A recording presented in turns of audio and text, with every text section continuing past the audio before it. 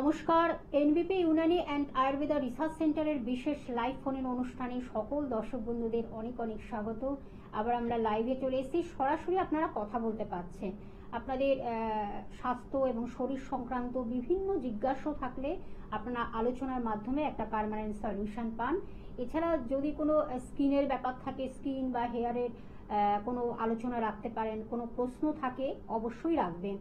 আর আপনারা তো জানেন NBP Unani Ayurveda research centre group of ডক্টরসদের দ্বারাই তারা কিন্তু এত সুন্দরভাবে মানুষের প্রপার ট্রিটমেন্টের মাধ্যমে, প্রপার ডায়াগনোসিসের মাধ্যমে, প্রপার ট্রিটমেন্ট এবং ডায়াগনোসিসের মাধ্যমে ভীষণভাবে মানুষকে একটা উপকারের জায়গা তৈরি করছেন এবং সুস্থতার জায়গা তৈরি করছেন। অবশ্যই সেই ব্যাপারে তারা কিন্তু ভীষণভাবে সাকসেসফুল বলতেই হয়। সেটা আপনারা দেখছেন বিভিন্ন ক্লিপিংসের মাধ্যমে, আপনাদের কাছে আমরা সেটা তুলে ধরি যে মানুষ কতটা সুস্থ আছেন আয়ুর্বেদ চিকিৎসার মাধ্যমে। আপনারা জানেন আয়ুর্বেদ চিকিৎসা এমন একটি চিকিৎসা পদ্ধতি, বহু প্রাচীন এই চিকিৎসা, যেটা কিন্তু একেবারে ভেষজ গুণ সমৃদ্ধ দ্বারা ঔষধ তৈরি হয় এবং সেই ঔষধ ইনটেক করে মানুষ কিন্তু একটা সুস্থ সবল সতেজ জীবন ফিরে পান।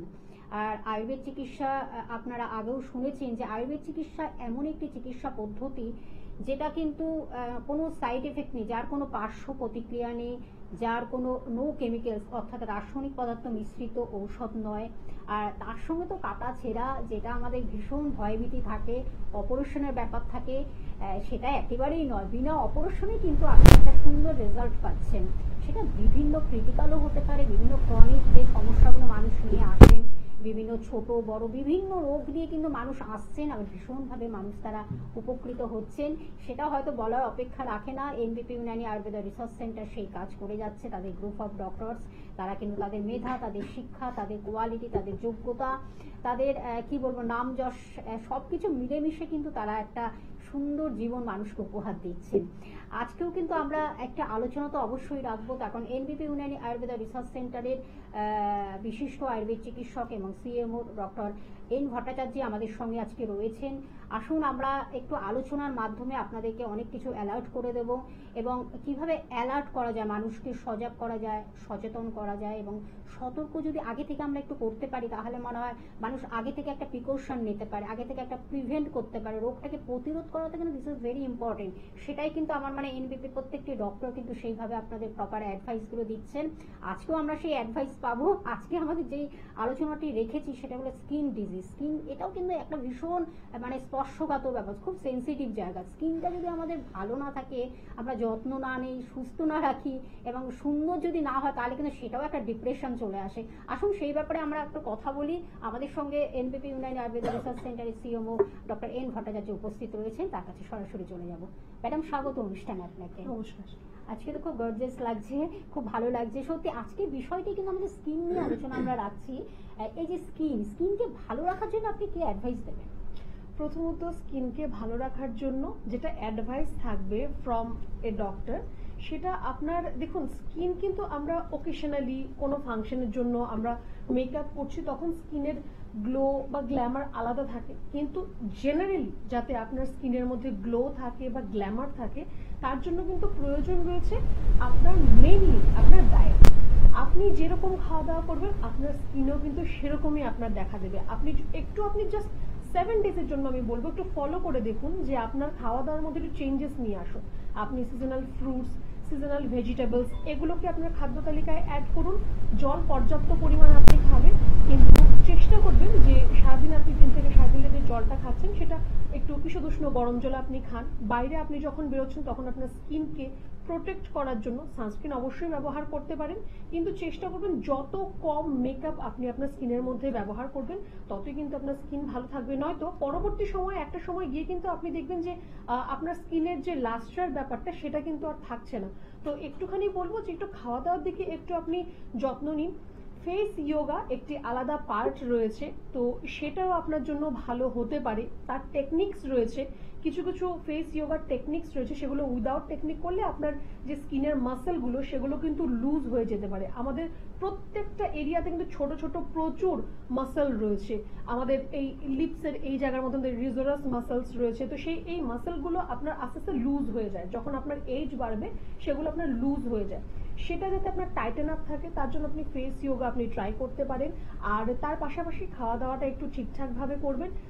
স্কিনের এটা হচ্ছে যত্ন। এবার স্কিনের অন্যান্য অনেক ডিজিজ কন্ডিশন রয়েছে, তখন কিন্তু আপনাকে একটু আলাদাভাবে একটু ডক্টরের পরামর্শ নিতে হবে আর সঠিকভাবে একটু চিকিৎসা করতে হবে। একদম, আমরা কিন্তু সেটাই পাই। তখন এনবিপি Unani and Ayurveda research centre কিন্তু সেই কাজ করে যাচ্ছে। তাদের মধ্যে যেমন বিভিন্ন রোগের চিকিৎসা হয়, ছোট থেকে বড় রোগের চিকিৎসা হয়, তার সঙ্গে কিন্তু ক্রনিক ডিজিজ থেকে শুরু করে একদম ক্রিটিক্যাল রোগও কিন্তু মানুষ একটা সুন্দর একটা রোগমুক্ত জীবন ফিরে পাচ্ছেন। তার সঙ্গে কিন্তু সেখানে একটা আলাদা ডিভিশন আছে, একটা ডিপার্টমেন্ট রয়েছে যেখানে কিন্তু একেবারে স্কিন এবং হেয়ারের ট্রিটমেন্ট হয়, প্রপার ট্রিটমেন্টটা পাচ্ছেন। এবং সে বিষয়ে তো আমরা অবশ্যই জানবো। সেখানে লা এলিগেন্স বলে একটি ডিপার্টমেন্ট রয়েছে, অ্যাস্থেটিক ডিপার্টমেন্ট যেটাকে বলে। সেখানে কিন্তু সুন্দরভাবে ডাক্তারবাবুদের পরামর্শ অনুযায়ী মানুষ কিন্তু বেশ একটা সুন্দর স্কিনের অধিকারী হচ্ছে, আমি সেটাই বলবো। এখন ম্যাডাম যখন আপনাদের সেই প্রপার অ্যাডভাইসগুলো দিচ্ছেন তখন আপনারা সেটা শুনুন।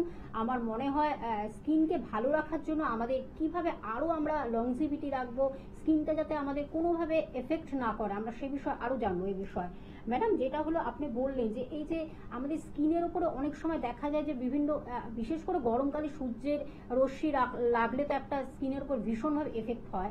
তার সঙ্গে এই যে মেচেতা বা এই যে কালো স্পট, এগুলো নিয়ে আমরা একটু জানবো এই ব্যাপারে। সূর্যের আলো থেকে যেটা আমাদের প্রবলেম মেইনলি সেটা হচ্ছে যে আমাদের সান ট্যান হয়ে যায়, স্কিনের মধ্যে একটা ব্ল্যাক স্পট মতো হয়ে যায়। এই সান ট্যান যেটা সেটা কিন্তু অনেকদিন থাকতে থাকতে কিন্তু আপনার সেটা স্কিন ক্যান্সারের একটা কারণ হতে পারে। কেন সেটা হতে পারে? কারণ আমাদের সূর্যের মধ্যে যে ইউভি রে যেটা রয়েছে, যেটা ধরুন দুপুরবেলা 12টার পর থেকে যে ইউভি রে যেটা রয়েছে সেটা আমাদের স্কিনের জন্য খারাপ। আমরা অনেক সময় পেশেন্টকে অনেক অ্যাডভাইস দিয়ে থাকি যে একটু গায়ে রোদ লাগান। আমরা স্পেসিফিক এটাও বলে দিই যে সকাল 9টা পর্যন্ত যে রোদটা রয়েছে আপনি সেই রোদটা গায়ে লাগান, তারপরে রোদটার কিন্তু কোনো দরকার নেই। কেন দরকার নেই? কারণ তখন ইউভি রে চলে আসে। এই ইউভি রের জন্য কিন্তু আমাদের স্কিনের মধ্যে ট্যান পড়ে যায়, আর সেই ট্যান যদি অনেকদিন ধরে যদি আপনার স্কিনের মধ্যে থাকে তাহলে কিন্তু সেটা আপনার স্কিন ক্যান্সারের একটা কারণ হতে পারে। যার জন্য বারে বারে বলা, চেষ্টা করবেন বাইরে আপনি যখন বেরোচ্ছেন তখন ফুল কভার জামা কাপড় পরুন, ছাতা ব্যবহার করুন, আর অবশ্যই একটু আপনি সানস্ক্রিন ব্যবহার করবেন, মেডিকেটেড সানস্ক্রিন অবশ্যই, যাতে আপনার স্কিনের সেলগুলো ড্যামেজ না হয়ে যেতে পারে। একটু নিজেকে প্রিকশনের মধ্যে রাখতে হবে আপনাকে। একদম, আমরা জানবো এই বিষয়ে আরো আলোচনায় ফিরবো। তার আগে একজন বন্ধু রয়েছেন। নমস্কার, কে আছেন সঙ্গে? নমস্কার, আমি সন্দিতা বলছি একবার থেকে। আচ্ছা, বলুন কি সমস্যা? চুল উঠছে আর চুল উঠছে, আচ্ছা। কোনো কি ট্রিটমেন্টে আছেন? না না কোনো মানে কিছু কতদিন ধরে চুলটা উঠছে আপনি সেটা ফিল করছেন বা লক্ষ্য করছেন? এমনি আঁচ লাগাচ্ছি বা তেল লাগাচ্ছি, শ্যাম্পু করছি, উঠেই যাচ্ছে হাতে, উঠেই যাচ্ছে। টেনেছে বেরিয়ে যাচ্ছে।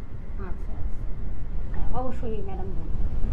তো আপনার দেখুন, প্রত্যেকদিন যদি আপনার 100টার মতো করে চুল পড়ে দ্যাট ইজ নর্মাল, কিন্তু পরের দিন যাতে অ্যাটলিস্ট আপনার 60-70 চুল নতুন করে আসে সেটা আপনাকে খেয়াল রাখতে হবে। যদি এরকম না হয় যে না আপনার রেগুলার কন্টিনিউ আপনার হেয়ার ফল হয়েই যাচ্ছে বা কোনো অংশ আপনার খালি হয়ে যাচ্ছে, সেখানে কিন্তু অবশ্যই একটু চিন্তার কারণ রয়েছে।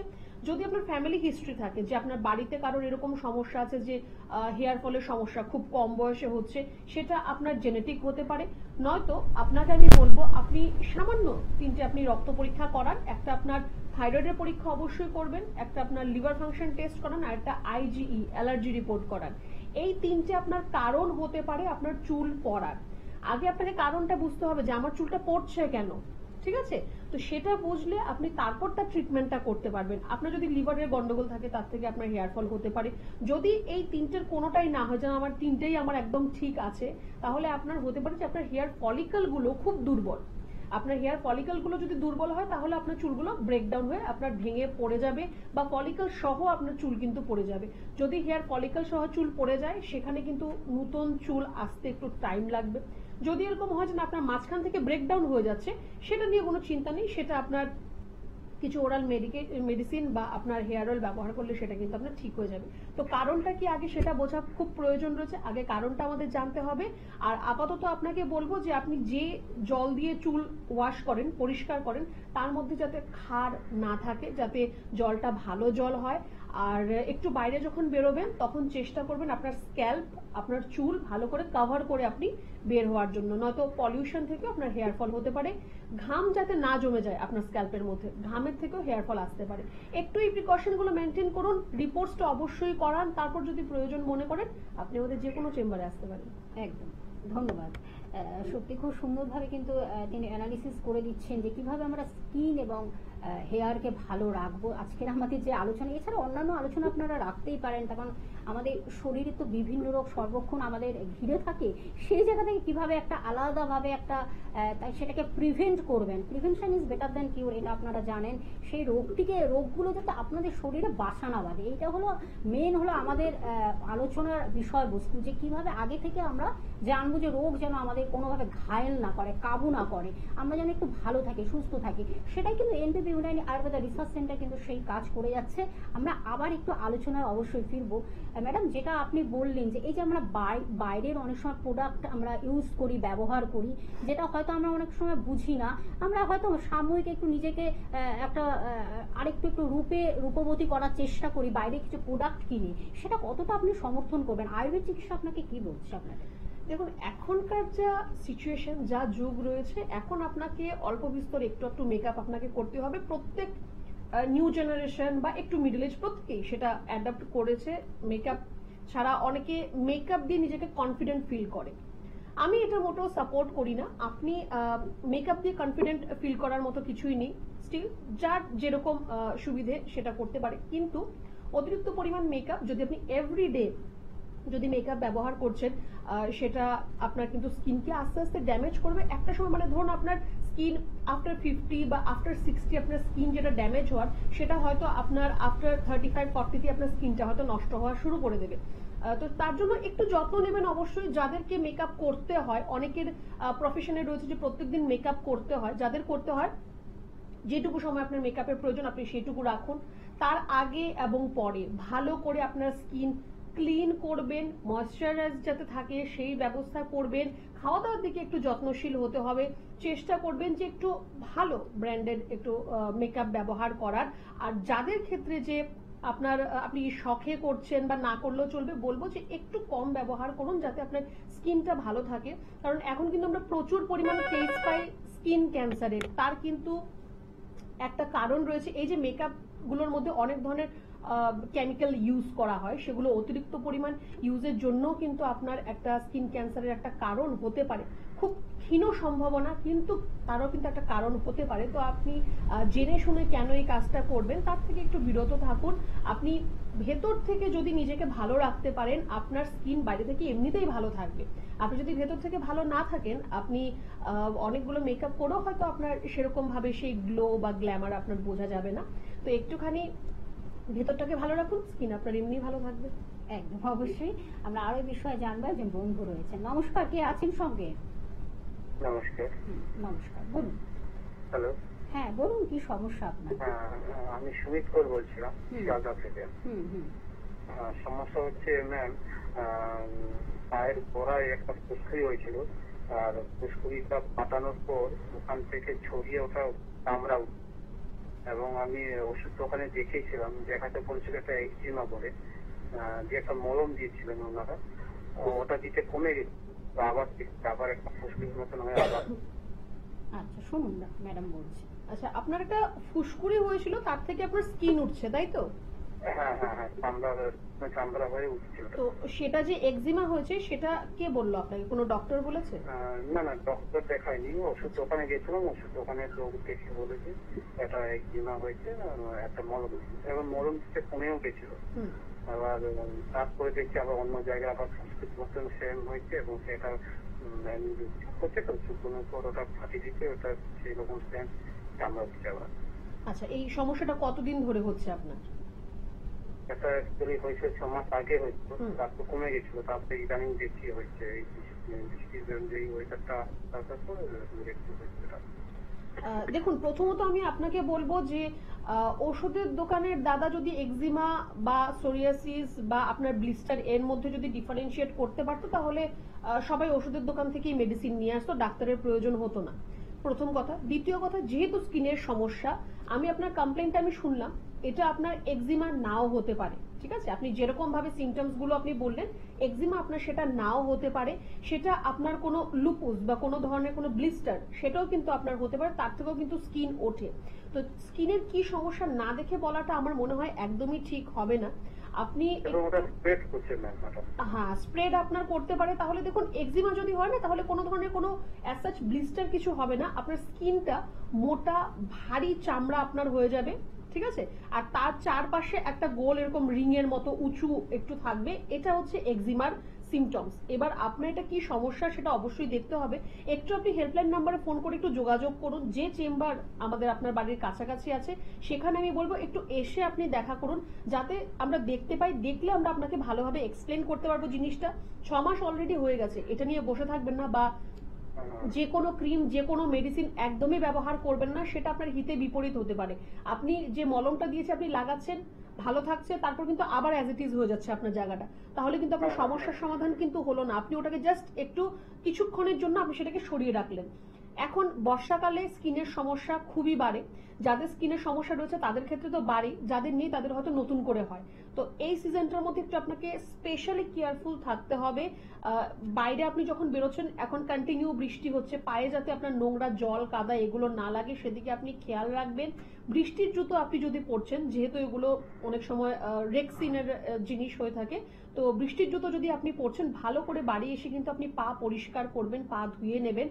আর একটুখানি যদি সম্ভব হয় সপ্তাহে একদিন একটু নিম পাতা সেদ্ধ করে ওই জলটা দিয়ে চান করুন, বা পাটাকে একটু ধুয়ে দিন, পরিষ্কার পরিচ্ছন্ন রাখুন, ওই জায়গাটা যাতে ভেজা না থাকে, আপনার শুকনো যাতে থাকে।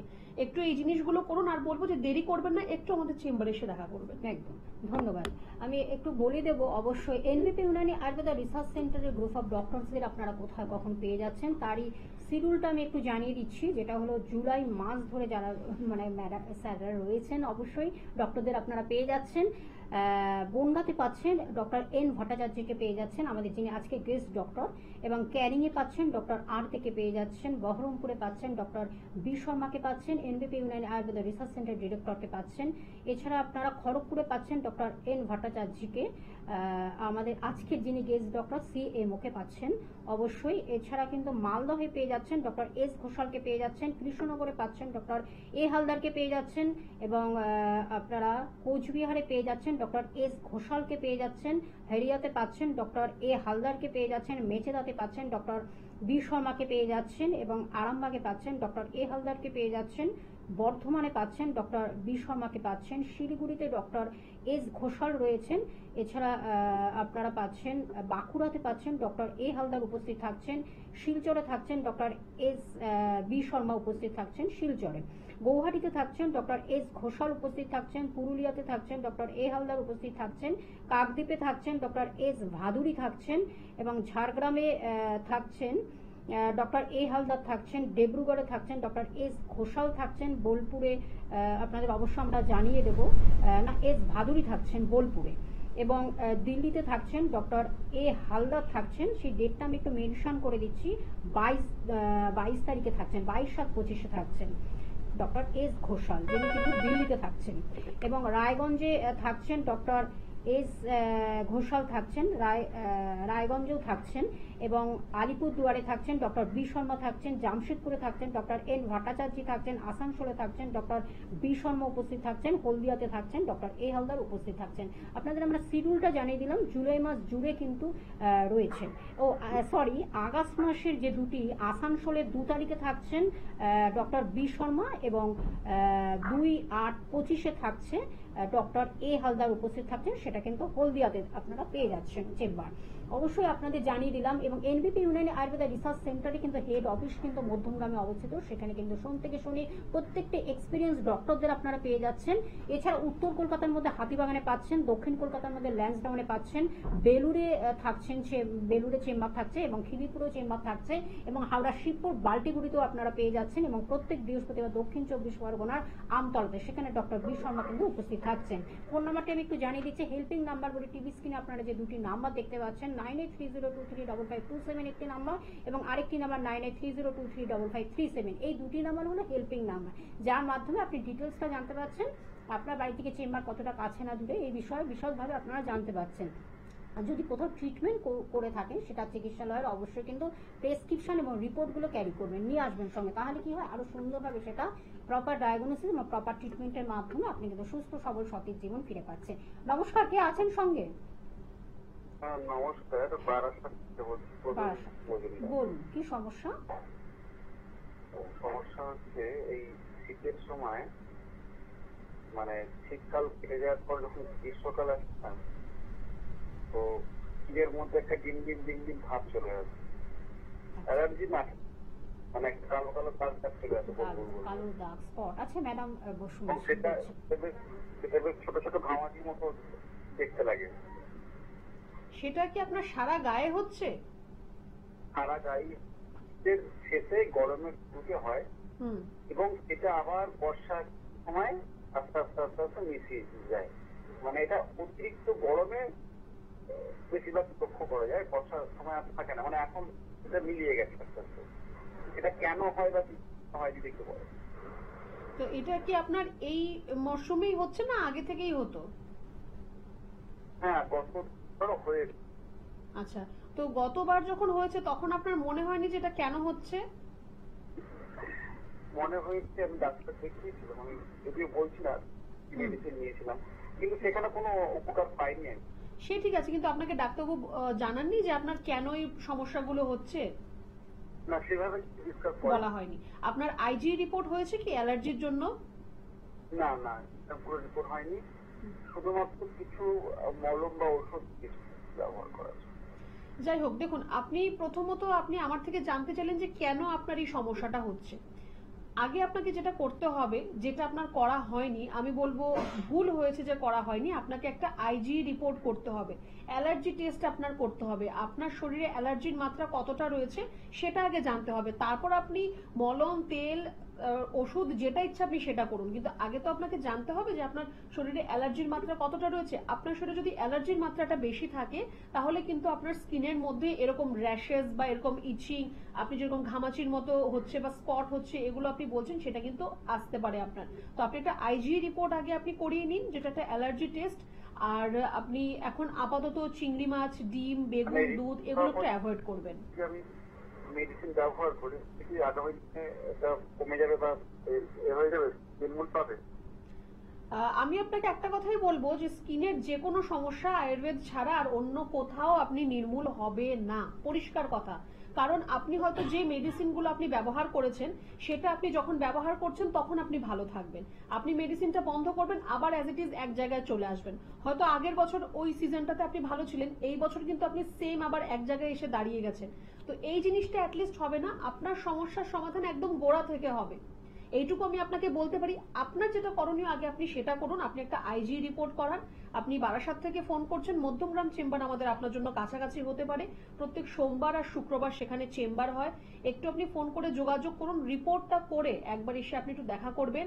আর যে চারটে জিনিস বারণ করলাম, চিংড়ি মাছ, ডিম, বেগুন, দুধ, এগুলো আপনি একটু এখন অ্যাভয়েড করবেন খাওয়া দাওয়াটা, ঠিক আছে? চিংড়ি মাছ, ডিম, বেগুন, দুধ, এই চারটে জিনিস এখন একটু খাওয়াটা অ্যাভয়েড রাখবেন, আপনি খাবেন না। দুধের কথা বললেন? হ্যাঁ, দুধের কথা। ঠিক আছে, ধন্যবাদ। আপনাদের একেবারে ম্যাডাম কিন্তু বলিয়ে দিচ্ছেন, অনলাইনে একেবারে আপনাদের জানিয়ে দিচ্ছেন কি কি করলে ভালো হয়। এখন প্রত্যেকটি কোশ্চেনে কিন্তু একটা সুন্দর উত্তরের মাধ্যমে আপনারা এগুলোকে একটু অ্যালার্ট হন, একটু আপনারা সেগুলোকে মেনটেন করুন, মনে হয় ভালোই থাকবেন অবশ্যই। তার কারণ ভালো থাকার জন্যই আমাদের এই অনুষ্ঠান আপনাদের কাছে আমরা পৌঁছে দিই। ম্যাডাম, যেটা হলো এই যে আমাদের স্কিনের সমস্যা, এটার ক্ষেত্রে আমরা কি অনেক সময় পেটের সমস্যা থেকেও কি আসতে পারে, বা লিভারের কোনো যদি কোনো আমাদের গুরুত্বপূর্ণ যে অর্গান লিভার, এই সমস্যা থেকে কি স্কিন অনেকটা এফেক্ট করতে পারে তার উপরে? লিভার থেকে সমস্যা অবশ্যই হতে পারে, যার জন্য আমরা স্কিনের যে কোনো প্রবলেম আমরা লিভার ফাংশন টেস্ট করতে দিই। আপনার স্কিনের মধ্যে অনেক সময় দেখবেন স্পট মতো হচ্ছে বা খুব বেশি পরিমাণ অ্যাকনে, পিম্পলস এগুলো হচ্ছে, সেটা কিন্তু আপনার লিভারের জন্য কিন্তু হতে পারে। লিভার যদি অ্যাফেক্টেড থাকে সেটা কিন্তু আপনার স্কিনের মধ্যে এই কমপ্লিকেশন গুলো আপনার আসতে পারে। একদম। একজন বন্ধু রয়েছে, নমস্কার, কে আছেন সঙ্গে? হ্যালো, হ্যাঁ বলুন, কে আছেন সঙ্গে বন্ধু, বলুন। যাই হোক, হ্যালো, কেউ কি আছেন সঙ্গে? না, আপনার কথা আমাদের কাছে পৌঁছাচ্ছে না, আপনি অবশ্যই ট্রাই করুন। আমরা আবার একটু আলোচনায় ফিরবো যে এনবিপি ইউনানি আয়ুর্বেদা রিসার্চ সেন্টারে কিন্তু সেখানে কিন্তু স্কিনের ট্রিটমেন্ট কিন্তু একটা স্পেশাল একটা ডিভিশন রয়েছে। আমরা সেই বিষয়ে একটু জানবো যে এই যে স্কিনের বিভিন্ন সমস্যা নিয়ে মানুষ যখন যায়, কি ধরনের সমস্যাগুলো ভীষণ মেজর একটা জায়গার পজিশনে আসে, সেগুলো একটু জানবো। বেসিক্যালি স্কিনের অনেক ধরনের সমস্যা রয়েছে। আমরা মেইনলি সোরিয়াসিস, এক্সিমা বা টিনিয়া এইটুকুই অবধি স্কিনের সমস্যা নয়, স্কিনের অনেক ধরনের প্রবলেম রয়েছে। আমাদের শরীরের মধ্যে সবচেয়ে লার্জ অর্গান হচ্ছে স্কিন। এই স্কিন নিয়ে আমরা যখন গ্রাজুয়েশনে আমি যখন পড়াশোনা করেছি, সেটা আলাদা একটা মানে বই ছিল শুধুমাত্র ডার্মাটোলজি নিয়ে। তো স্কিন একটা অনেক ভাস্ট ব্যাপার, স্কিনের প্রচুর প্রবলেম রয়েছে। তো এই প্রত্যেকটা সমস্যারই কিন্তু সমাধান আমি বলবো একমাত্র কিন্তু আয়ুর্বেদের মধ্যেই রয়েছে। আর সেটা একদম আপনার গোড়া থেকে, যেখানে ইনিশিয়াল আপনার সমস্যা শুরু, সেখানেই কিন্তু চিকিৎসা করতে হবে। বাইরে থেকে আমি ক্রিম লাগিয়ে দিলে কিন্তু সেটা কোনোদিনও ঠিক হবে না, যতক্ষণ পর্যন্ত না আপনি সেটাকে ভেতর থেকে ঠিক করছেন। আপনার যে কোনো স্কিনের সমস্যা আপনি চোখ বন্ধ করে আপনি এটা বিশ্বাস করতে পারেন, সেটা কিন্তু শুধুমাত্র আয়ুর্বেদেই আপনার ঠিক হবে। একদম, আমরা এই বিষয়ে আরো জানবো। একজন বন্ধু রয়েছেন, নমস্কার, কে আছেন সঙ্গে? হ্যাঁ নমস্কার, আমি সোদপুর থেকে বলছি। বলুন বলুন দিদি ভাই, কি সমস্যা? আমার হচ্ছে চুল পড়ার সমস্যা হচ্ছে। চুল পড়ে যাচ্ছে, আচ্ছা। হ্যাঁ, আপনার বয়সটা একটু বলবেন, একটু বয়সটা বলুন আপনার। 25। আচ্ছা, তো আপনার ফ্যামিলিতে এরকম কারোর হিস্ট্রি রয়েছে যে কম বয়সে চুল পড়ে যাচ্ছে? না না, বেশ, কোনো রিপোর্ট কিছু করিয়েছেন আপনি? আপনার কোনো লিভার ফাংশন টেস্ট বা থাইরয়েড যদি কোনো রিপোর্ট করতে হয়? কোনো রিপোর্টই করাননি। তো আপনার এই চুল পড়ার সমস্যাটা কি ইদানিং হচ্ছে না অনেকদিন ধরেই হচ্ছিল? বর্ষাকালটা তো একটু বেশি হয়, আর সারা বছরই কম বেশি চুল পড়ে। আচ্ছা আচ্ছা, হ্যাঁ এটা ঠিক কথা। আপনার বর্ষাকালের সময় একটু প্রত্যেকেরই হেয়ার ফলের সমস্যা হয়, যেটা খুবই নর্মাল, কারণ তখন আপনার স্ক্যাল্প অনেক সময় আমাদের ঠিকভাবে যদি ড্রাই না হয়, যদি না চুল আপনি ভেজালেন কিন্তু ড্রাই আপনি করলেন না ঠিকভাবে, সেখান থেকে কিন্তু আপনার হেয়ার ফলিকল থেকে চুলগুলো পড়ে যেতে পারে। হেয়ার ফলের সমস্যা একটু বেশি হয়, একটু বাড়াবাড়ি থাকে। কিন্তু সারা বছরই যদি আপনার প্রচুর পরিমাণ চুল পড়ছে, যে আপনি চুলে হাত দিলেই চুল পড়ছে বা আঁচড়ালেই চুল পড়ছে, সেখানে কিন্তু আগে আপনাকে সমস্যার সমাধান করার আগে আপনাকে বুঝতে হবে যে আপনার সমস্যাটা কোথায়, কেন আপনার চুলটা পড়ছে। আপনি বললেন আপনার ফ্যামিলিতে এরকম কোনো হিস্ট্রি নেই, তাহলে এটা আপনার জেনেটিক নয়, আপনার নিজস্ব কোনো সমস্যার জন্যই আপনার এই হেয়ার ফলের সমস্যাটি হচ্ছে। তো আপনাকেও বলবো যে আপনি একটু আপনার লিভার ফাংশন টেস্ট করান, এলএফটি রিপোর্ট করান রক্ত পরীক্ষার মধ্যে। যেটা করাতে বললেন ওটা কিসের রিপোর্ট করাবো? কি বলছেন? কিসের রিপোর্ট করাবো? এলএফটি কিসের রিপোর্ট করাবেন, তাই তো? সেটা আচ্ছা। হ্যাঁ, আপনি রক্ত পরীক্ষা করবেন, তার মধ্যে এলএফটি রিপোর্ট করাবেন, লিভার ফাংশন টেস্ট, থাইরয়েডের জন্য টিএসএইচ করাবেন, অ্যালার্জির জন্য আইজিই রিপোর্ট করাবেন। এই তিনটি রিপোর্ট আপনি আপাতত এখন করান। রিপোর্টটা করে আপনি যদি মনে করেন যে না আপনি একটু দেখাতে চান, সোদপুর থেকে মধ্যমগ্রাম চেম্বারটা কাছাকাছি হতে পারে, আপনি সেখানে এসে একবার দেখা করতে পারেন। ঠিক আছে, ধন্যবাদ। হ্যাঁ ধন্যবাদ। হেল্পিং নাম্বারটার মাধ্যমে আপনারা একটু অ্যাপয়েন্টমেন্ট করে অবশ্যই আসবেন। আমরা একটু দেখে নেব এনবিপি ইউনানি আয়ুর্বেদা রিসার্চ সেন্টারে যারা এসেছেন, বিভিন্ন দূর দূর প্রান্ত, কাছের বন্ধু, দূরের বন্ধু, নানান রোগ নিয়ে এসে তারা কতটা উপকৃত হয়েছেন, কতটা সুস্থ সবল সতেজ জীবন ফিরে পেয়ে তারা কতটা আনন্দিত, উচ্ছ্বসিত, প্রাণবন্ত হয়ে আপনাদের কাছে সেই বক্তব্যগুলো আপনাদের কাছে পৌঁছে দিচ্ছেন। আসুন তারই ঝলকগুলো আমরা একটু দেখে নিই। আপনার নাম? রীতা ভট্টাচার্য। কোথায় বাড়ি আপনার? দমদম। কি রোগে ভুগছিলেন আপনি? ভুগছি অস্টো আর্থারাইটিস, ডক্টর বললেন। Osteo arthritis. কতদিন ধরে ভুগছেন? আমি এটা জানতে পারলাম এই মার্চের প্রথমে। মার্চের প্রথমে। এই রোগ নিয়ে অন্য জায়গায় কোনো ট্রিটমেন্ট করিয়েছিলেন? অ্যালোপ্যাথিক করিয়েছিলাম। তাতে কোনো রেসপন্স পেয়েছিলেন? না, সেরকম আমাকে হাঁটু চেঞ্জ করতে বলেছিল। হাঁটুটা রিপ্লেসমেন্ট করতে বলেছিল। তারপর আপনি ডক্টর বি শর্মার কাছে আসেন। বি শর্মার কাছে আপনি কতদিন ধরে এই ট্রিটমেন্টে আছেন? আমি 15 দিন। 15 দিন। এখন আপনি পঞ্চকর্ম নিচ্ছেন। হ্যাঁ, পঞ্চকর্ম। পঞ্চকর্ম যেটা নিচ্ছেন সেই পঞ্চকর্মটা আপনার কদিন হয়েছে? 9 দিন। আর আপনাকে নিতে বলেছে কদিন? 15 দিন। 15 দিনের ভেতর 9 দিন আপনার পঞ্চকর্ম হয়েছে। এখন আপনি কিরকম আছেন? এখন আমি মোটামুটি ভালোই আছি।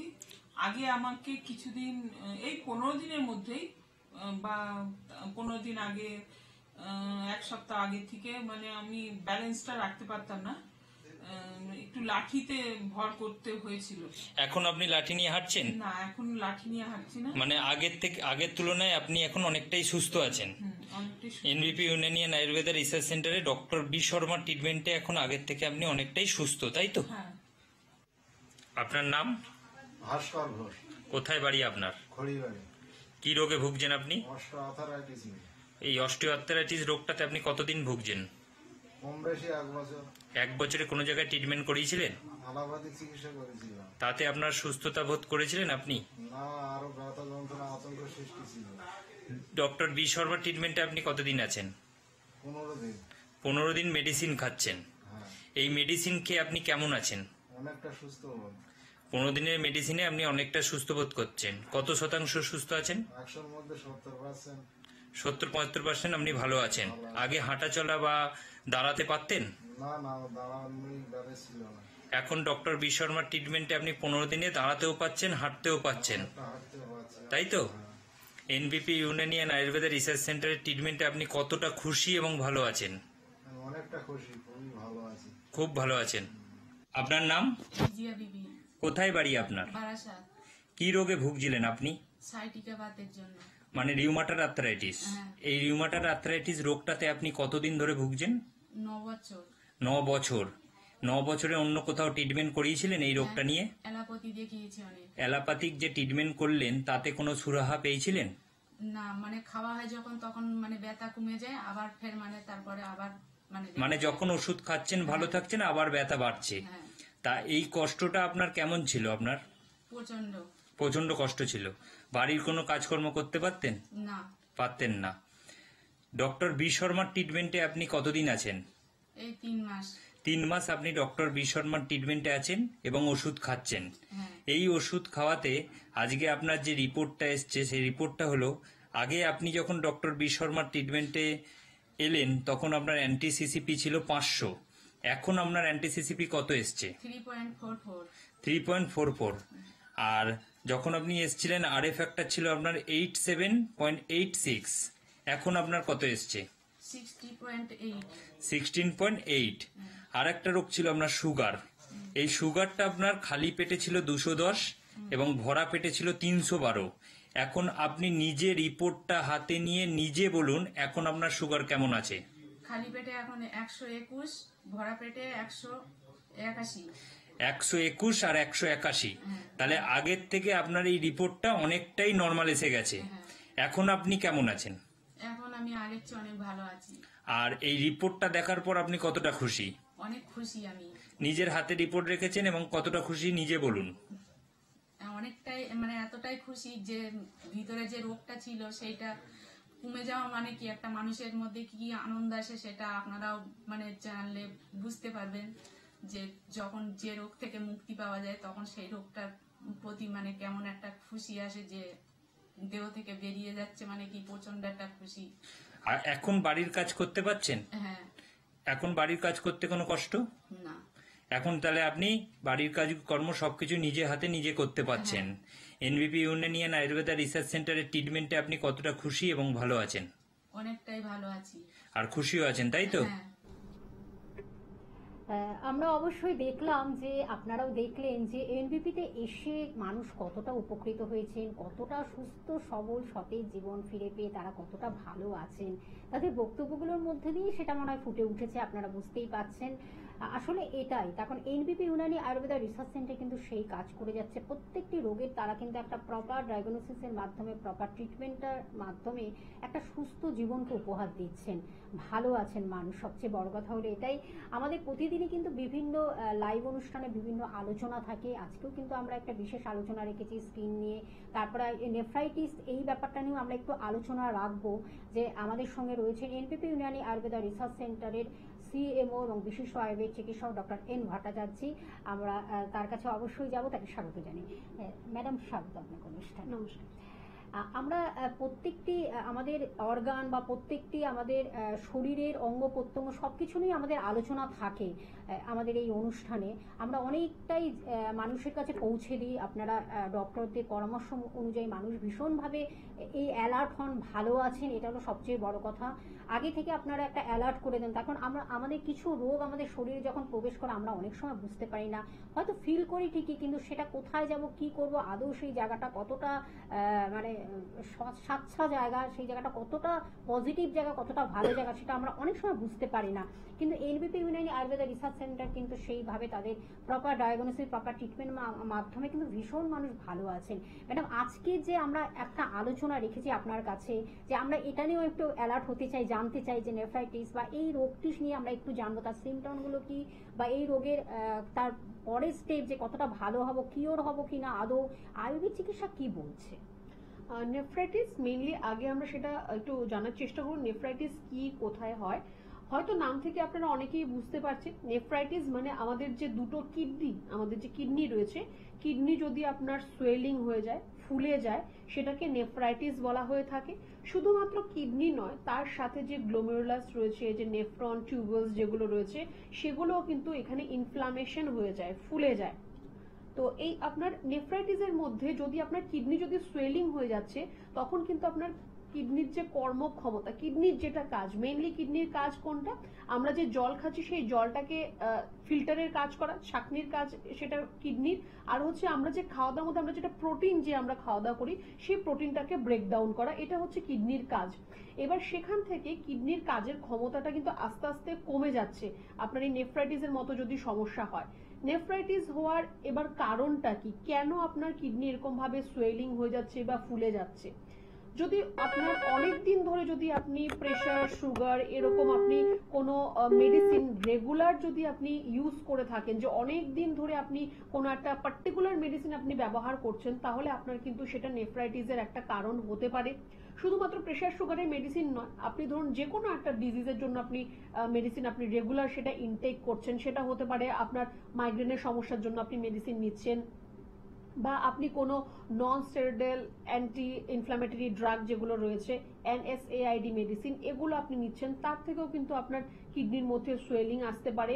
বা অনেকের ক্ষেত্রে দেখা দেয় যে একটু গা হাত পা ব্যথা হলে যে কোনো একটা পেন কিলার খেয়ে নিচ্ছে, এইটা হয়তো উনি ভাবছে যে আজকে একটু ব্যথা হলে একটা পেন কিলার খেয়ে নিলাম, কিন্তু দেখা যাবে যে মানে পুরোটা বছরের মধ্যে উনি হয়তো 365 দিনের মধ্যে 300 দিনই হয়তো উনি কোনো পেন কিলার খাচ্ছেন, কিন্তু সেটা বুঝতে পারছেন না। তার থেকেও কিন্তু আপনার নেফ্রাইটিসের সমস্যা কিন্তু আপনার আসতে পারে।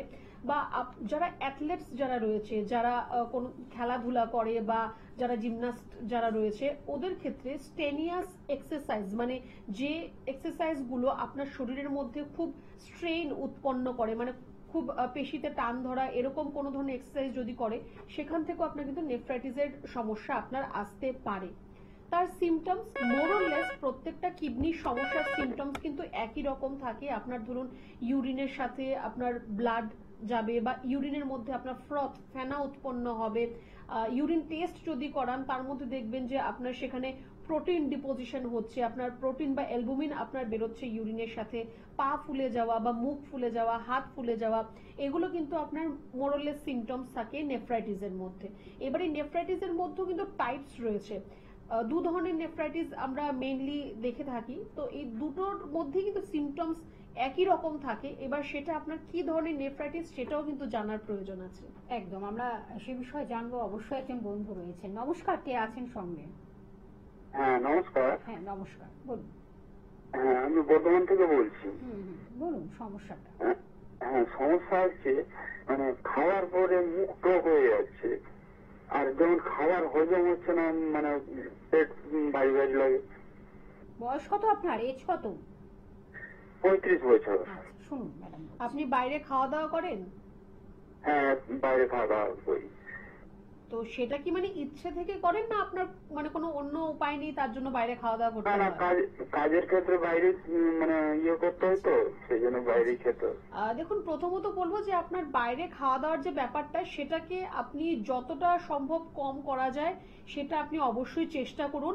আর বাইরে আপনি যখন খাওয়া দাওয়া করছেন, চেষ্টা করবেন একটু আপনি হেলদি ডায়েট চুজ করার জন্য। আপনি হয়তো মানে পুরি, সবজি, পরোটা এরকম খাবারও পাবেন, বা আপনি ভাত, রুটি এরকম খাবারও পাবেন। তো চেষ্টা করবেন ভাত বা রুটি এরকম খাবার খাওয়ার জন্য, মোর দেন আপনার ওই তেলে ভাজা জিনিসগুলো থেকে। অতিরিক্ত মশলা জাতীয় খাবার আপনি খাবেন না।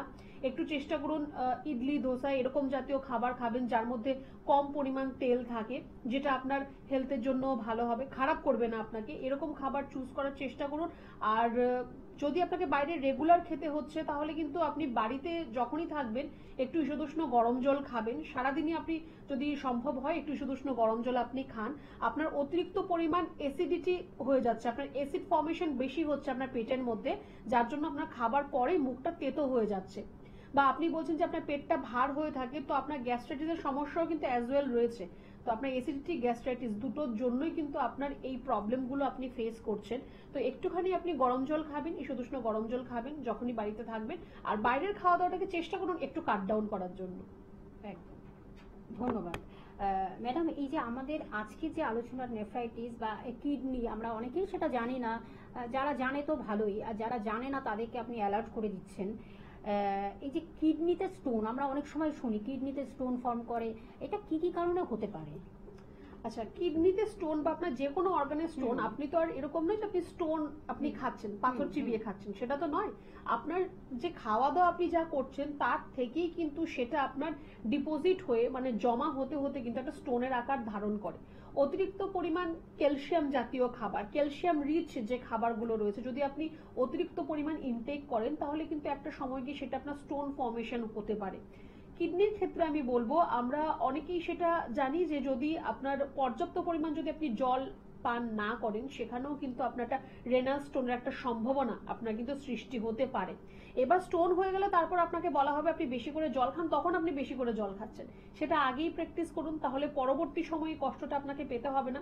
রেনাল স্টোন থেকেও কিন্তু আপনার নেফ্রোলিথিসিসের মতো সমস্যা আসতে পারে, কারণ রেনাল স্টোন হলে আপনার কিডনির মধ্যে, কিডনি থেকে যে লাইন যেটা রয়েছে, যেটার মাধ্যমে আপনার ইউরিন যেটা বেরোচ্ছে, ইউরেথ্রা, তার মাঝখানে এসে যদি আপনার স্টোনটা আটকে যায়, সেই চ্যানেলটাকে যদি ব্লক করে দেয়, বন্ধ করে দেয়, সেখানেও কিন্তু আপনার সমস্যা বাড়তে পারে। সেখান থেকে কিন্তু আপনার ক্রিয়েটিনিনের মাত্রা বেড়ে যেতে পারে। আর এটা আমরা প্রত্যেকেই জানি, ক্রিয়েটিনিনের মাত্রা যদি অনেকটা বেড়ে যায়, সেটা কিন্তু পরবর্তী সময় গিয়ে ডায়ালিসিস করাতে হয়। ডায়ালিসিস অনেকেই নিতে পারে না, অনেকেরই ডায়ালিসিসের থেকে আস্তে আস্তে শরীর আরো বেশি ডিটোরেট করে যায়। তো এই সমস্যাগুলো যাতে না হয় তার জন্য কিন্তু একটু প্রথম থেকেই একটু কনসাস থাকার প্রয়োজন রয়েছে। যাদের প্রেশার বা সুগারের মতো সমস্যা রয়েছে বা অন্য কোনো মেডিসিন রেগুলার ভাবে নিতে হয়, তাদের ক্ষেত্রে কিন্তু বলবো যে আপনারা চেষ্টা করবেন এভরি অল্টারনেটিভ মান্থ একটু আপনার সুগার থাকলে তো অবশ্যই সুগারের টেস্ট করছেন, তার সাথে আপনার কিডনি ফাংশন টেস্ট অবশ্যই করাবেন, যে আপনার কিডনিতে কোনো ধরনের কোনো সমস্যা হচ্ছে কিনা। যাদের কোনো ধরনের এরকম কোনো সমস্যা নেই, অ্যাটলিস্ট বছরে 2 বার রেগুলার হেলথ চেক আপের মধ্যে থাকুন, যাতে আপনার কোনো ধরনের কোনো কিডনি সংক্রান্ত বা লিভার বা প্যানক্রিয়াস, গলব্লাডার কোনো ধরনের কোনো সমস্যা হচ্ছে কিনা সেটা যাতে আপনি জানতে পারেন বা বুঝতে পারেন। হার্টের থেকে কোনো সমস্যা হচ্ছে কিনা সেটাও আপনার তাহলে জানা থাকবে। কারণ এখন আমরা পরিস্থিতি দেখতে পাচ্ছি, যারা খুব বড় বড় সেলিব্রিটি যারা রয়েছে, খুব কম এই যে কারোর ডেথ হয়ে যাচ্ছে, কারোর ক্যান্সার ধরা পড়ছে, কারোর কোনো ক্রিটিক্যাল ডিজিজ ধরা পড়ছে, ওরা কিন্তু প্রত্যেকেই রেগুলার হেলথ চেক আপের মধ্যে থাকে, প্রপার ডায়েট, প্রপার এক্সারসাইজ এগুলোর মধ্যে থাকে। তারপরও যদি ওনাদের সাথে যদি এরকম ইনসিডেন্ট হতে পারে, তাহলে আমরা তো এগুলো কোনোটাই হয়তো ফলো করি না ঠিকঠাক ভাবে, তো আমাদের সাথেও কিন্তু সেটা হতে পারে। একদম লাস্ট স্টেজে চলে যাওয়ার আগেই একটুখানি চেষ্টা করুন নিজেকে একটু যত্ন করার, একটু সতর্ক থাকার প্রয়োজন রয়েছে। জরুরি নেই যে আপনার রোগ হলে তবেই আপনি কোনো পরীক্ষা করবেন বা ট্রিটমেন্ট করবেন। রোগ যাতে না আসে, আগে সেই জায়গাটাকে তৈরি করতে হবে। একদম, অবশ্য আমরা আরো এই বিষয়ে জানবো। একজন বন্ধু রয়েছে, নমস্কার, কে আছেন সঙ্গে? হ্যাঁ হ্যালো, বলুন, কে আছেন সঙ্গে, বলুন। নমস্কার। নমস্কার। হ্যাঁ নমস্কার আপনাকেও। কি সমস্যাটা বলুন, কোথা থেকে বলছেন? দেখুন, আমার সমস্যা হচ্ছে ওই ম্যাডাম ওই হাতে মানে ঠান্ডাতে লেগেছে বোধহয়। আমি ঘুমানোর পরে দেখি শিরাতে একটু ব্যথা ব্যথা লাগছে হাতের উপরে, বাঁ হাতটাতে। বাঁ হাতে শিরায় ব্যথা, আচ্ছা। মানে শুনুন, এটা কি আপনার জাস্ট আজকে কালকে হয়েছে এরকম সমস্যা, না বরাবরের সমস্যা এটা আপনার? 2-3 দিন হলো দেখতে পাচ্ছি ভিতরটাতে ব্যথা লাগছে। কোথায় ব্যথা হচ্ছে হাতে? শিরাতে ভিতরে বুঝতে পারছি না, ওখানে যন্ত্রণা মানে ব্যথা টাইপের হচ্ছে, যন্ত্রণা হচ্ছে। হাতের কোন পার্টে? কবজিতে ব্যথা হচ্ছে, কনুয়ে ব্যথা হচ্ছে, ওপরের হাতে, নিচের হাতে, কোন জায়গায়? হাতের এখান থেকে পুরো হাতটার বাঁদিকে ইয়ে ধরে হাতে যেন ব্যথা আসছে, মানে সরে যাচ্ছে আবার হচ্ছে এরকম। হাত ওপরে তুলতে পারছেন? হ্যাঁ ওপরে হাত তুলতে পারছেন? হ্যাঁ, সব করতে পারছি। ঘাড়ে কোনো ব্যথা আছে আপনার? ঘাড়ে, হ্যাঁ ঘাড়ের নিচে কাজ করতে হয়। ব্যথা হয় ঘাড়ে? ঘাড়ে ব্যথা বলতে মাথা ধরে থাকে একবার। দেখুন, আপনার একটু ঘাড়ের এক্সরে যদি সম্ভব হয় একটা ঘাড়ের এক্সরে করান। আপনার ঘাড়ের সমস্যা থেকেও কিন্তু হাতে আপনার সমস্যা আসতে পারে। যদি আপনার সার্ভাইকাল স্পন্ডলাইটিসের মতো প্রবলেম হয়, যে ঘাড়ে আপনার স্পন্ডলাইটিস আছে, সেখান থেকে কিন্তু আপনার এটা কিন্তু আপনার হাতের দিকে রেডিয়েট করতে পারে, ছড়াতে পারে। ম্যাডাম সারানো যাবে? হ্যাঁ, কি হয়েছে? ওই যে ঘাড়ের কথা বলছি, ওটা কি সারানো যাবে ঠিকঠাক? হ্যাঁ, কেন সারানো যাবে না? আপনি তো এই সমস্যা নিয়ে আপনি জন্মগ্রহণ করেননি। আপনার একটা রোগ হয়েছে, আপনি চিকিৎসা করবেন, সেরে যাবে। কিন্তু আগে তো সেটা জানতে হবে যে আদৌ আপনার সমস্যাটা কোথায়। হতে পারে আপনার ঘাড়ের সমস্যা, বা আপনার রেডিকুলোপ্যাথি মানে আপনার নার্ভের সমস্যাও হতে পারে শুধুমাত্র আপনার হাতে। তো যেটা আপনার ইনিশিয়াল যেটা করা দরকার, আপনি ঘাড়ের আগে একটা এক্সরে করুন। যদি ঘাড়ের সমস্যা থাকে তাহলে তো তার সলিউশন আপনার ঘাড়ের ট্রিটমেন্ট আগে করতে হবে। যদি এখানে কোনো সমস্যা না থাকে, সেটা আপনার রেডিকুলোপ্যাথি, নিউরোপ্যাথি আপনার হতে পারে, যেটা আপনার নার্ভের সমস্যা, তখন নার্ভের চিকিৎসা আপনাকে আগে করতে হবে। আপনি ব্যথায় আপনি ফিল করছেন আপনার শিরার সমস্যা, হতেই পারে এটা শিরার নয়, এটা আপনার মাসেলের ব্যথা, আপনার হাড়ের ব্যথা, ঠিক আছে? তো আগে একটু আপনি রিপোর্ট করান, ঘাড়ের এক্সরে করুন। আর ঘাড় নিচু করে যেটা আপনি বলছেন যে আপনাকে কাজ করতে হয়, চেষ্টা করুন সেটা একটু কম করার, বা সেটাকে আপনি চেঞ্জ করুন, যে ঘাড় একদম নিচু করে যদি করতে, একটু ঘাড়টাকে সোজা রেখে আপনি কাজ করার চেষ্টা করুন। এটা আপনি করবেন। রাতে আপনি যখন ঘুমোচ্ছেন তখন চেষ্টা করবেন একটু পাতলা বালিশ ব্যবহার করার। বালিশ ব্যবহার না করতে পারলে আরো ভালো হবে। একটু এই জিনিসগুলো আপনি মানে ফলো করুন, আর ঘাড়ের এক্সরেটা অবশ্যই করান। আছে, ধন্যবাদ। আমি একটু বলে দেবো, অবশ্যই এনবিপি ইউনানি আয়ুর্বেদা রিসার্চ সেন্টারের গ্রুপ অফ ডক্টরসদের আপনারা কোথায় কখন পেয়ে যাচ্ছেন। জুলাই মাস জুড়ে তারা রয়েছেন, এবং আগস্টেরও কিছু অংশ আমরা বলে দেবো অবশ্যই। বনগাঁতে রয়েছেন ডক্টর এন ভট্টাচার্য, যিনি আমাদের আজকের গেস্ট ডক্টর। এছাড়া ক্যানিংয়ে আছেন ডক্টর আর দে উপস্থিত থাকবেন, এবং বহরমপুরে ডক্টর বি শর্মা থাকছেন, এনবিপি ইউনানি আয়ুর্বেদা রিসার্চ সেন্টারের ডিরেক্টর থাকছেন। এবং খড়গপুরে থাকছেন ডক্টর এন ভট্টাচার্য, এবং মালদহে থাকছেন ডক্টর এস ঘোষাল, কৃষ্ণনগরে থাকছেন ডক্টর এ হালদার, আগরতলাতে থাকছেন ডক্টর বি শর্মা উপস্থিত থাকছেন, কোচবিহারে থাকছেন ডক্টর এস ঘোষাল, হেরিয়াতে থাকছেন ডক্টর এ হালদার, মেছেদাতে থাকছেন ডক্টর বি শর্মা, এবং আরামবাগে থাকছেন ডক্টর এ হালদার উপস্থিত থাকছেন, এবং বর্ধমানে থাকছেন ডক্টর বি শর্মা উপস্থিত থাকছেন, শিলিগুড়িতে ডক্টর এস ঘোষাল থাকছেন, দুর্গাপুরে থাকছেন ডক্টর এস ভাদুরী থাকছেন, এবং বাঁকুড়াতে থাকছেন ডক্টর এ হালদার উপস্থিত থাকছেন, শিলচরে থাকছেন ডক্টর বি শর্মা, গৌহাটিতে থাকছেন ডক্টর এস ঘোষাল, পুরুলিয়াতে থাকছেন ডক্টর এ হালদার উপস্থিত থাকছেন, কাকদ্বীপে থাকছেন ডক্টর এস ভাদুরী থাকছেন, এবং ঝাড়গ্রামে থাকছেন ডক্টর এ হালদার উপস্থিত থাকছেন, ডিব্রুগড়ে থাকছেন ডক্টর এস ঘোষাল, বোলপুরে থাকছেন এস ভাদুরী থাকছেন উপস্থিত, দিল্লিতে থাকছেন ডক্টর এ হালদার উপস্থিত থাকছেন। সেটা কিন্তু 22 তারিখে 22 আপনারা দিল্লিতে পাচ্ছেন, ডক্টর এ হালদার উপস্থিত থাকছেন। এছাড়া রায়গঞ্জে থাকছেন ডক্টর এস ঘোষাল উপস্থিত থাকছেন, আলিপুর দুয়ারে থাকছেন ডক্টর বি শর্মা উপস্থিত থাকছেন, এবং জামশেদপুরে থাকছেন ডক্টর এন ভট্টাচার্য থাকছেন, আসানসোলে থাকছেন ডক্টর বি শর্মা উপস্থিত থাকছেন, এবং হলদিয়াতে থাকছেন ডক্টর এ হালদার উপস্থিত থাকছেন। আপনাদের আমরা এটা জানিয়ে দিলাম। এটা হলো আগস্টের, অর্থাৎ জুলাই মাস জুড়ে আমি বললাম, কিন্তু 2-8-25 আসানসোলে থাকছেন ডক্টর এস বি শর্মা থাকছেন, এবং 2-8-25 কিন্তু হলদিয়াতেও থাকছেন ডক্টর এ হালদার উপস্থিত থাকছেন। এগুলো আপনাদের শিডিউলটা জানিয়ে দিলাম। আর আপনারা তো জানেন এনবিপি ইউনানি আয়ুর্বেদা রিসার্চ সেন্টারের হেড অফিস কিন্তু মধ্যমগ্রামে অবস্থিত।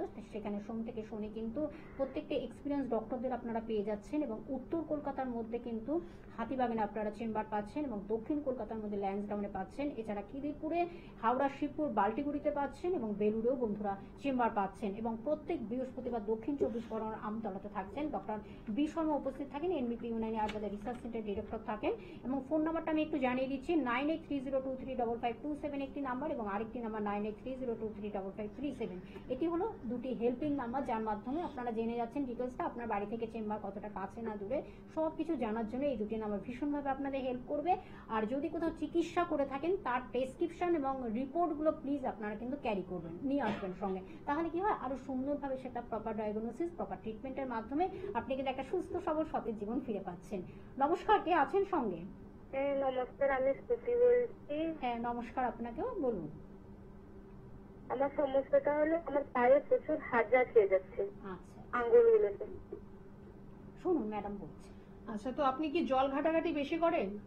হ্যাঁ জলটাও ঘামতে হয়। তো এই যে জল যে ঘাটতে হয় সেটাকে তো তাহলে একটু কম করতে হবে, আর নাহলে কোনোদিনও আপনার পায়ের এই হাজার সমস্যা ঠিক হবে না। কি হবে তাহলে?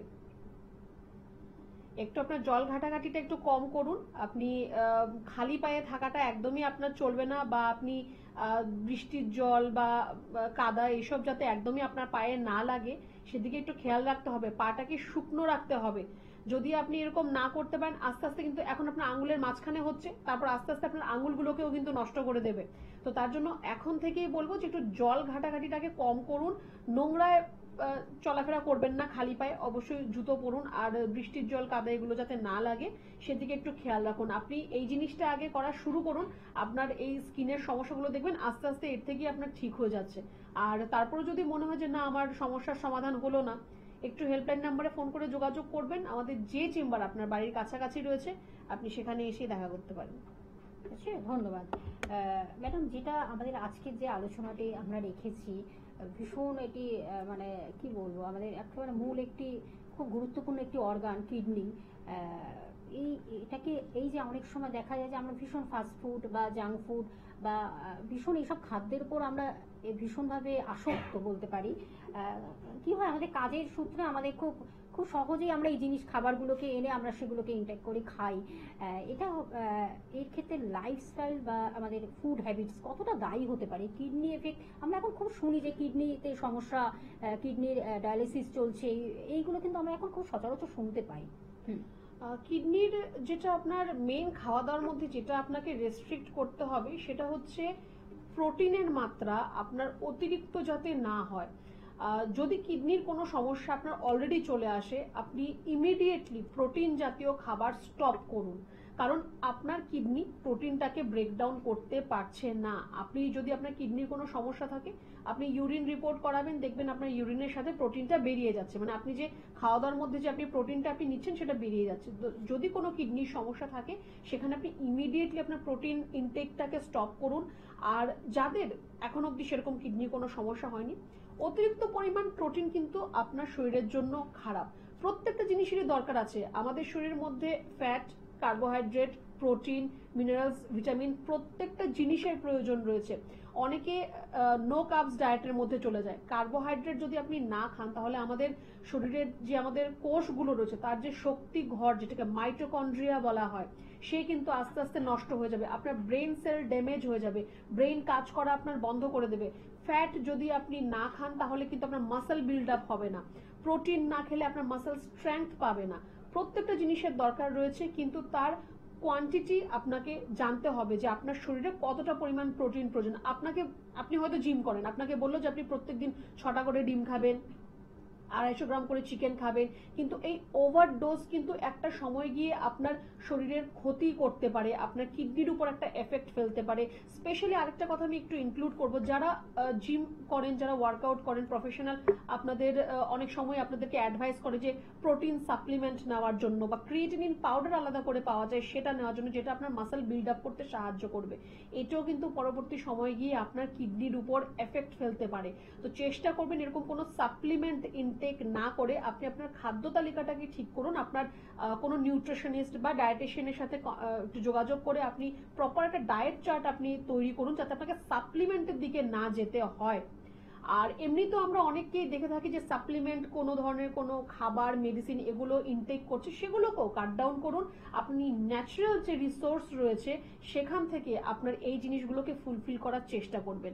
অবশ্যই বাইরের খাওয়া দাওয়া বা জাঙ্ক ফুড, ফাস্ট ফুড আমাদের শরীরে শুধুমাত্র কিডনিকে নয়, আমাদের লিভার বা আমাদের গল ব্লাডার, প্যানক্রিয়াস প্রত্যেকটা জিনিসকেই কিন্তু এফেক্ট করে বা নষ্ট করে।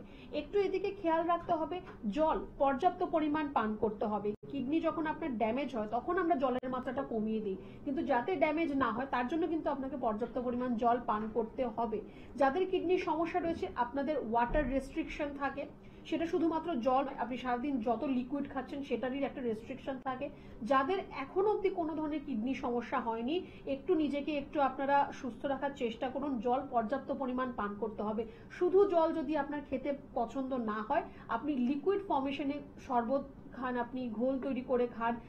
ফ্রুট জুস আপনি খুব বেশি একটা আমি অ্যাডভাইস করি না, তাও যদি আপনার মানে ফ্লুইড খেতে প্রবলেম হয় বা জল খেতে প্রবলেম হয় তাহলে আপনি ফ্রুট জুস অ্যাড করতে পারেন। তো এগুলো একটু কিন্তু নিজে থেকে নিজেকে একটু ভালো রাখতে হবে। এখন প্রত্যেকেই যথেষ্ট হেলথ কনসিয়াস, খাওয়া দাওয়া নিয়ে হোক বা এক্সারসাইজ নিয়ে হোক, প্রত্যেকেই খুব হেলথ কনসিয়াস। তো এই জিনিসটাকেই ধরে রাখতে হবে, কারণ এখন আমাদের প্রত্যেকটা খাবারের মধ্যে অ্যাডোলসেন্স মানে যেটাকে আমরা ভেজাল খাবার বলে থাকি প্রচুর পরিমাণ রয়েছে। এর থেকে অনেক সমস্যা, নতুন নতুন সমস্যা দেখা দিচ্ছে। এরকম অনেক ছোট ছোট ডিজিজ যেগুলো আমরা শুধুমাত্র বইয়েই পড়েছিলাম, এখন কিন্তু সেগুলো আমরা পেশেন্টের মধ্যে দেখতে পাচ্ছি। অনেক ধরনের ডিজিজ এখন কিন্তু নতুন ভাবে দেখা দিচ্ছে। তো একটু নিজেকে সাবধানে রাখতে হবে, ভালো রাখতে হবে, যাতে আপনার পরবর্তী সময়টা আরো ভালো কাটে। একদম, আমরা শেষ প্রান্তে চলে এসেছি। ম্যাডাম, এটা আমাদের জানার খুব কৌতূহল। আমরা যে এনবিপিতে কিন্তু এমনও দেখা গেছে যে নেফ্রাইটিস বা কিডনি মেজর জায়গায় চলে গেছে, ক্রিটিক্যাল জায়গায় চলে গেছে, ডায়ালিসিস চলছে, সেই জায়গা থেকেও ফিরিয়ে এনেছেন আপনারা, একটু যদি বলেন। একদম একদম, অবশ্যই আমাদের এরকম অনেক পেশেন্টই রয়েছে, আমরা সম্ভব হলে সেটা বাইরে কখনো দেখাবো, যে ডায়ালিসিস চলছে পেশেন্টের, সেরকম পেশেন্টও কিন্তু আমাদের কাছে এসে ভালো হয়েছে, ডায়ালিসিস বন্ধ হয়েছে। তবে হ্যাঁ, আমি এটা বলবো না যে আপনার ডায়ালিসিস হচ্ছে আপনি আজকে আমাকে দেখালেন কাল থেকে ডায়ালিসিস বন্ধ করে দিন, সেরকম হয় না। ডায়ালিসিসটা একটা প্রসিজার, তো সেই জিনিসটা যখন আপনার চলছে, হয়তো আপনার সপ্তাহে 3 দিন চলছে, সেটা কাট ডাউন করে 2 দিন হবে, 1 দিন হবে, তারপর স্টপ হবে। তো ডায়ালিসিস যাদের চলছে তাদেরও কিন্তু সুস্থ হওয়ার জায়গা রয়েছে, ডায়ালিসিস বন্ধ হওয়ারও কিন্তু জায়গা রয়েছে। একদম, আমাদের সময় শেষে নিশ্চয়ই পরবর্তী আবার নতুন কিছু বিষয় নিয়ে আমরা আলোচনা রাখছি, শরীর এবং স্বাস্থ্য সম্পর্কিত। সকলে ভালো থাকবেন, সুস্থ থাকবেন। ম্যাডাম, আপনাকে অসংখ্য ধন্যবাদ জানাই দর্শক বন্ধুদের। আর এনবিপির হাত ধরুন, আয়ুর্বেদ চিকিৎসার হাত ধরুন, নিশ্চয়ই ভালো থাকবেন, সুস্থ সবল সতেজ জীবন ফিরে পাবেন। আজ এই পর্যন্ত, নমস্কার।